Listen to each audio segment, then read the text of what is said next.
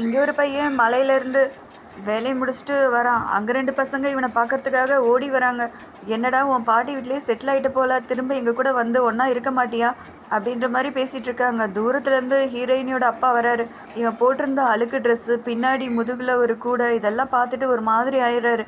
அவங்க பாட்டிக்கிட்ட போய் பேச ஆரம்பிக்கிறாரு. பாட்டியோ இவரை தப்பாக நினச்சிட்டு, என் பொண்ணு என்ன உங்ககிட்ட கடன் வாங்கிட்டு ஓடி போயிட்டாலா என்ன, அந்த கடனை திரும்ப வாங்கிறதுக்காக தான் வந்திருக்கியா என்ன அப்படின்ற மாதிரி ரொம்ப கோவப்படுறாங்க. அதுக்கு அப்பாவோ, நான் அதுக்காகலாம் வரல, இந்த பையனை நம்ம ஸ்கூலில் சேர்த்து விட்டு நல்லா படிக்க வைக்கலாமே, ஏன் இந்த மாதிரி வேலையெல்லாம் செய்ய விட்டுறீங்க அப்படின்ற மாதிரி கேட்குறாரு.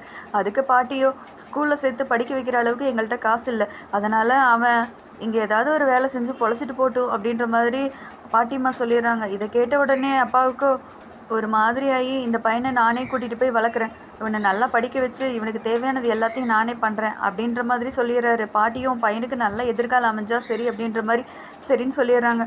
சிட்டிக்கு வந்ததுக்கப்புறம் அந்த பையன் எல்லாரோட துணியும் எடுத்து போட்டு அவனா துணி துவைக்கிறான். ரெஸ்டாரண்ட்டில் போய் அவனா டேபிள் எல்லாம் துடைக்கிறான். சாப்பிடும்போது கூட வெறும் சாப்பாடை தான் போட்டு சாப்பிட்டுட்ருக்கான். இது எல்லாத்தையும் அப்பா பார்த்துட்டு அவனுக்கு கறித்துண்டை எடுத்து வைக்கிறாரு.